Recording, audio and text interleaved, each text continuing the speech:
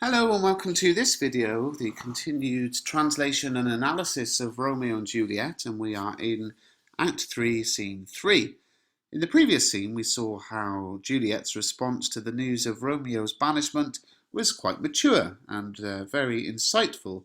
In this scene we'll see how Romeo reacts, and the difference will be very interesting. On running away from killing Tybalt, it seems that Romeo ran to Friar Lawrence. So the scene takes place in Friar Lawrence's cell. Friar Lawrence says, "Romeo, come forth, thou fearful man. Affliction is enamoured of thy parts, and thou art wedded to calamity. So come here, you afraid boy. Problems seem to love you and follow you everywhere. Trouble is married to you." Romeo says, "Father, what news? What is the prince's doom? What sorrow craves acquaintance at my hand that I yet know not?" So he's asking, right, what has the prince decided is going to be my punishment for killing Tybalt? Now, of course, Romeo is expecting to hear that he is going to be killed, because that was the promise made in Act 1, Scene 1. Whoever disturbs the peace of our streets again, their lives will pay the forfeit. Friar Lawrence says, "Too familiar is my dear son with such sour company. I bring thee tidings of the prince's doom." So he's saying, you're too used to bad news. I'm going to tell you what the prince has said, what his decision has been. What less than doomsday is the prince's doom? So, Romeo says, "It's surely my death." And Friar Lawrence says, "A gentler judgment vanished from his lips, not body's death, but body's banishment." So basically, no, you don't have to die, just you're not allowed in the city, which is obviously good news for Romeo. But look at Romeo's reaction. "Ha! Banishment! Be merciful, say death, for exile hath more terror in his look, much more than death. Do not say banishment." So he's basically saying, banishment is worse than death. I'd rather you said death. Friar Lawrence says, "Hence from Verona art thou banished. Be patient, for the world is broad and wide." In other words, look, you're not allowed in this city anymore, but don't stress out about it. There's a big world out there. Other places you can go. Romeo says, "There is no world without Verona walls, but purgatory, torture, hell itself." In other words, if I'm not allowed in this city, I'm dead. Hence banished is banished from the world. So he's saying, if I'm not allowed in Verona, it's as well as being banished from the whole world. And world's exile is death. Then banished is death, mistermed, calling death banishment. Thou cuttest off my head with a golden axe and smiles upon the stroke that murders me. So he's saying, look, it's as if I'm dead, and you're smiling as if it's good news, but it's not good news. You're killing me here. Friar Lawrence says, "O deadly sin, O rude unthankfulness, thy fault our law caused death, but the kind prince, taking thy part, hath rushed aside the law, and turned that black word death to banishment. This is dear mercy, and thou seest it not."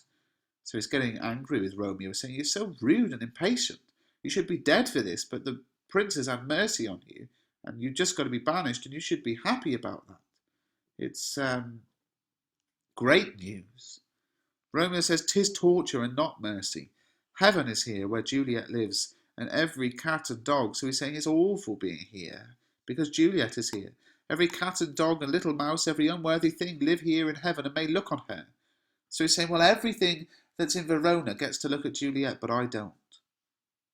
But Romeo may not. More validity, more honourable state, more courtship lives in carrion flies than Romeo. They may seize on the white wonder of dear Juliet's hand, and steal a mortal blessing from her lips, who even in pure and vestal modesty still blush as thinking their own kiss is sin.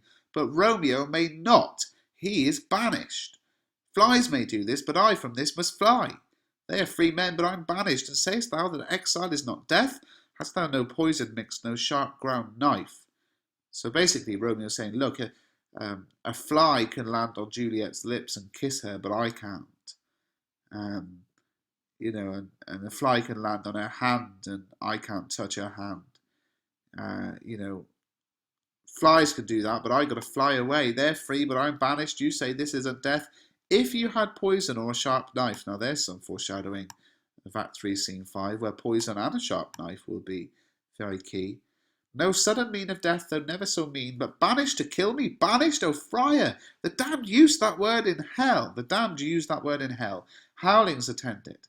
Hast thou the heart, being a divine, a ghostly confessor, a sin absolver, and a friend professed to mangle with me that word banished? So he's saying it's a horrible word. It's evil. And how can you, my friend and a priest, think that it's not? You're ruining me. The Friar Lawrence would be pulling his hair out here, wouldn't he? Such an immature and over-the-top dramatic reaction from Romeo. Compare it to how Juliet reacted. Yes, she had a minute, but after 10 lines, she'd found her logic again. Friar Lawrence says, "Thou fond man, mad man, hear me but speak a word." So listen to me, madman. Romeo says, "Oh, thou wilt speak again of banishment." So, I don't want to listen. You're just going to tell me again about banishment. Friar Lawrence says, "I'll give thee armour to keep off that word. So I'll give you protection from it. Adversity is sweet milk." So the opposite of trouble is philosophy. "To comfort thee, thou art banished. To comfort thee, though thou art banished." So I can comfort you with philosophy, even though you're not allowed in the city anymore. And Romeo says, "Yet banished, hang up philosophy. Unless philosophy can make a Juliet, displant a town, reverse a prince's doom, it helps not, it prevails not. Talk no more." So he's basically saying, look, I don't want to hear from your philosophy unless you can magically make Juliet pick up the whole town and drop her somewhere else and, reverse the prince's decision. It doesn't help. So don't speak to me. Friar Lawrence says, "Oh, then I see that madmen have no ears." So, mad people can't listen. Romeo says, "How should they when that wise men have no eyes?" So he's basically saying, why should I listen to you? You can't see how bad a problem this is. Friar Lawrence says, "Let me dispute with thee of thy estate." So let me discuss and debate this with you, your situation. Romeo says, "Thou canst not speak of that, so does not feel." So you can't talk about something that you haven't experienced. And of course, that's just like Juliet when she was talking about the nurse, isn't it? "Wert thou as young as I, Juliet thy love, an hour but married, Tybalt murdered, doting like me, and like me banished, then mightst thou speak. Then mightst thou tear thy hair and fall upon the ground as I do now, taking the measure of an unmade grave." So basically, look, if you were young and in love in the same situation as me, you would be able to speak because you would be speaking from experience. You'd probably fall on the floor and pull your hair out just like I am. You'd probably want to bury yourself. And then there's knocking at the door. Now, Friar Lawrence is worried that this is going to be the law looking for Romeo. So he says, "Arise, one knocks, good Romeo, hide thyself." So in other words, quickly hide. And Romeo, in the most pathetic thing, says, "Not I, unless the breath of heart-sick groans, mist-like, enfold me from the search of eyes." In other words, I'm not going anywhere. The only help I have is that all my sighs and groans will create a mist, and that mist will hide me. So such a over-emotional response here. There's more knocking. Friar Lawrence is panicking. He says, "Hark, how they knock. Who's there? Romeo, get up, arise. Thou will be taken. Stay a while. Stand up. There's more knocking. Run to my study. By and by, God's will. What simpleness is this? I come, I come." Knocking. "Who knocks so hard? Whence come you? What's your will?" So the friar is, worried about the knocking on the door. He's saying, "Romeo, get up. They're going to take you. Stand up. Run to my office and hide there. Wait a minute. For God's sake, you're being stupid." He's shouting at the door, "I'm coming." He's thinking, who's that knocking so hard? Where do you come from and what do you want? And we're relieved to hear the nurse. "Let me come in and you shall know my errand. I come from Lady Juliet." So he's thinking, whew, it's Juliet's nurse. And she's saying, "I'll come in. Let me come in. I'll tell you why I'm here. Juliet has sent me."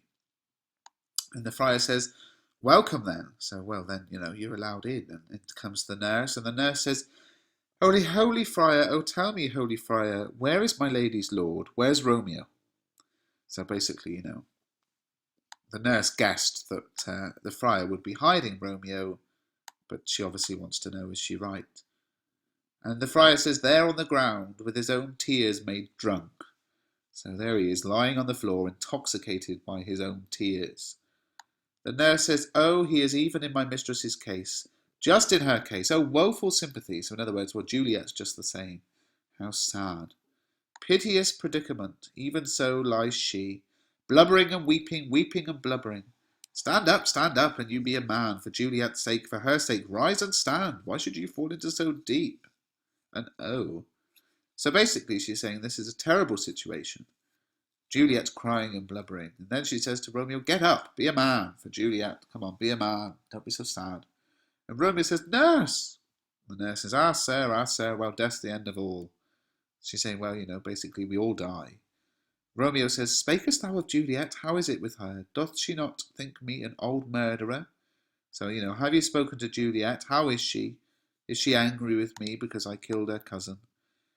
Now I have stained the childhood of our joy with blood removed but little from her own. Where is she? How doth she? What says my concealed lady to our counselled love? So, does she hate me now I killed her cousin? What does she say? The nurse says, "Oh, she says nothing, sir, but weeps, and now falls on her bed, and then starts up, and Tybalt cries, and then on Romeo cries, and then falls down again." So the nurse is saying, well, Juliet's not really saying anything. She's just crying, falling on her bed, then getting up again, shouting out Tybalt, shouting out Romeo, then falling down again. Romeo says, "As if that name, shot from the deadly level of a gun, did murder her, as the name's cursed hand murdered her kinsman. Oh, tell me, friar, in what vile part of this anatomy doth my name lodge?"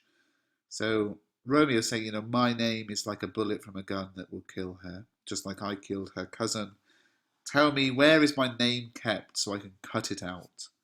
So it is ridiculous, I may sack the hateful mansion, I may kill myself. And he draws his sword, so he's completely irrational here, Romeo. The friar says, "Hold thy desperate hand, stop it. Art thou a man? Thy form cries out thy art, so you look like a man. Thy tears are womanish, you cry like a woman. Thy wild act denotes the unreasonable fury of a beast, you are acting like a wild animal. Unseemly woman in a seeming man, or ill-beseeming beast in seeming both. So you're either a woman inside a man's body, or a wild animal, or both. Thou hast amazed me by my holy order. I thought thy disposition better tempered. Hast thou slain Tybalt? Wilt thou slay thyself? And stay thy lady too that lives in thee, by doing damned hate upon thy both?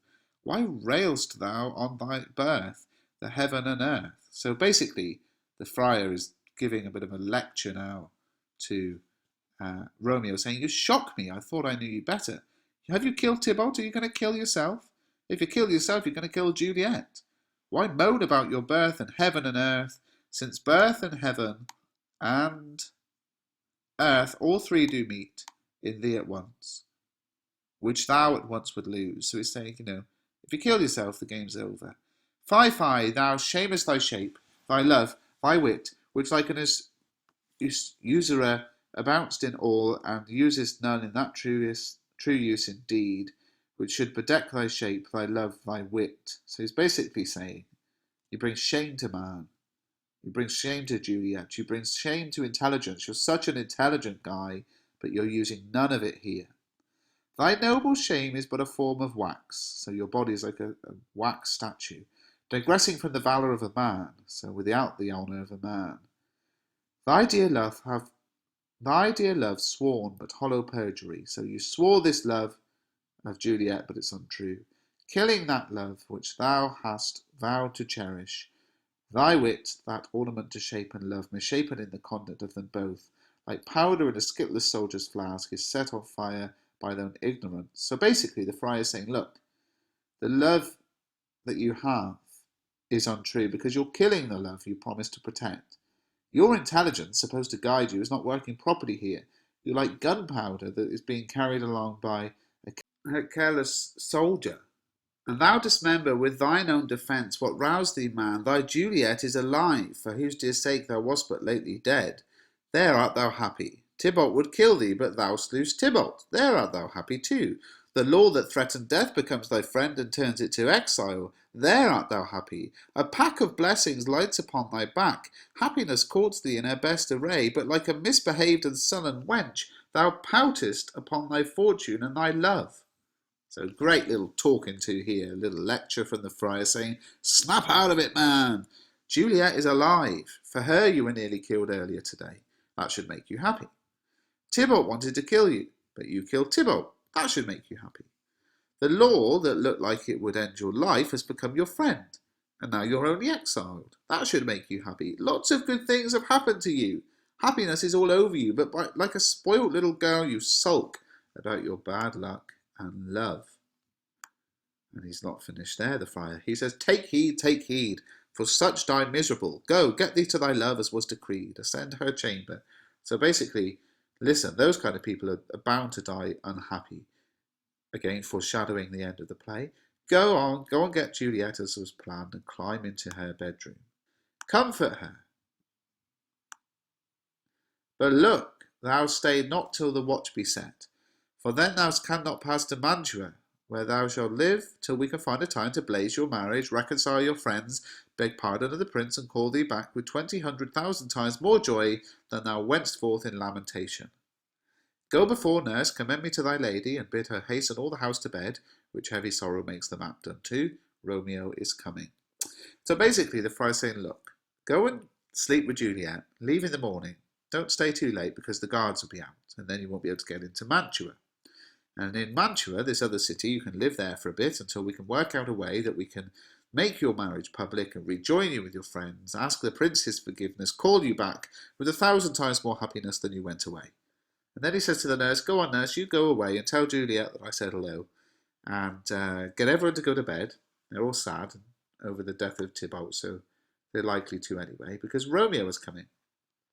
The nurse says, oh Lord, I could have stayed here all the night to hear good counsel. So she's saying, I would have stayed here all night to hear such good and wise news as that. My Lord, I'll tell my lady you will come. So, I'll tell Romeo, I'll go and tell Juliet you're on your way. And Romeo says, do so, and bid me sweet prepare to chide. Bid my sweet to chide. So basically, go and tell Juliet, get ready to tell me off. So Romeo is expecting to be in trouble with Juliet. Here, sir, a ring she bid me give you, sir. Hie you make haste, for it grows very late. So here's the ring she wanted me to give you. Hurry up, though, look, it's getting late. And off she goes. And Romeo says, how well my comfort is revived by this. I feel so much better now. He's on an emotional roller coaster, Romeo. Friar says, go hence, good night, and here stands all your state. Either be gone before the watch be set, or by the break of day, disguised from hence, sojourn in Mantua. I'll find out your man, and he shall signify from time to time every good hap to you that chances here. Give me thy hand, 'tis late, farewell, good night. So he's saying, look, go and be with Juliet, then leave the city either in the night or in disguise, and go to the city of Mantua, and I'll get one of your friends to bring messages every now and again. Now off you go. Romeo says, but that a joy past joy calls out on me, it were a grief so brief to part with thee, farewell. In other words, look, if it wasn't so great where I'm about to go, I'd be sad to leave you, goodbye. I'm sure the friar's probably thinking, good riddance, get out of my hair. If you found this video useful, please do give it a thumbs up and subscribe to the channel and buy the ebook. Everything you see on the screen comes from the ebook, £1.99, link in the description.